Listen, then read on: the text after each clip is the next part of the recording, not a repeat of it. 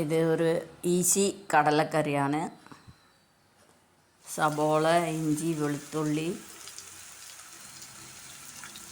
കറിവേപ്പില എല്ലാം പൊടിയെ കട്ട് ചെയ്ത് പച്ചമുളകൊക്കെ കട്ട് ചെയ്ത് ഇട്ടിരിക്കുകയാണ്. ഇതൊന്ന് നന്നായി വാടി കിട്ടട്ടെ. നമുക്ക് ആവശ്യമുള്ളത് മുളക് പൊടി, മല്ലിപ്പൊടി, ഗരം മസാല, മഞ്ഞൾപ്പൊടി, ഉപ്പ്, തക്കാളി മിക്സിയിൽ അടിച്ച് വെച്ചിരിക്കുക, കടല നന്നായി വേവിച്ച് വെച്ചിരിക്കുക. ഓക്കെ, ഈസിയാണ്. വേഗം കടല വേവിച്ച് കഴിഞ്ഞാൽ വേഗം നമുക്ക് ചെയ്യാനുള്ളതേ ഉള്ളൂ. നന്നായിട്ട് വാട്ടിക്കോളൂ.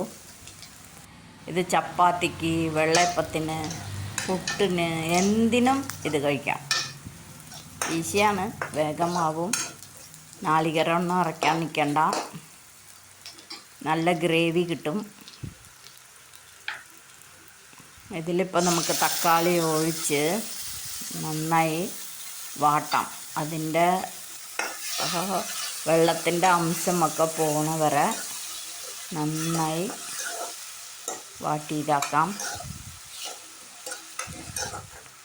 അതിൻ്റെ വെള്ളത്തിൻ്റെ അംശമൊക്കെ പോയി കഴിഞ്ഞു. ഇപ്പോൾ പൊടികളൊക്കെ ചേർക്കാം.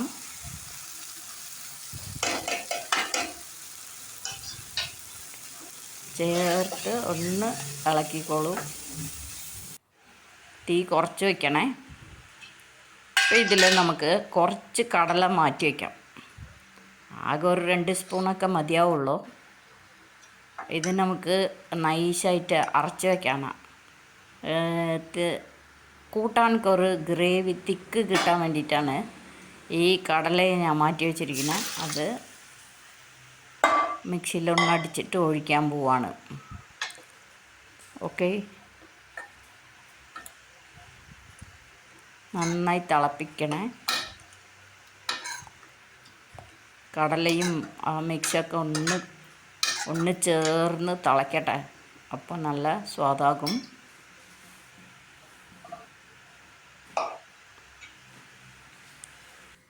ഇതേപോലെ നമുക്ക് കറുത്ത കടലയും ചെയ്യാം കേട്ടോ.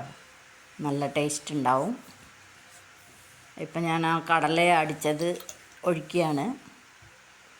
ഇപ്പം നമുക്ക് നല്ല തിക്കായി ആകും. കുറച്ചുകൂടി വെള്ളം പോലെ ഗ്രേവി വെക്കണതാണ് നല്ലത്. അല്ലെങ്കിൽ വല്ലാണ്ട് കട്ടിയായി പോകും. ഓക്കെ, നന്നായി തിളച്ച് വരുന്നു. അപ്പം നമുക്കൊന്ന് ഉപ്പ് നോക്കിയിട്ട് മല്ലിയിലിട്ട് ഇറക്കാം. എല്ലാം സ്വാദ് കറക്റ്റാണോ എന്ന് നോക്കി കഴിഞ്ഞിട്ട് നമുക്ക് മല്ലിയിലിടാം. ഓക്കെ, മല്ലിയിലിട്ട് കഴിഞ്ഞു. നല്ല സ്വാദുണ്ടാവും. നന്നായി എണ്ണ തെളിഞ്ഞു വന്നു കണ്ട.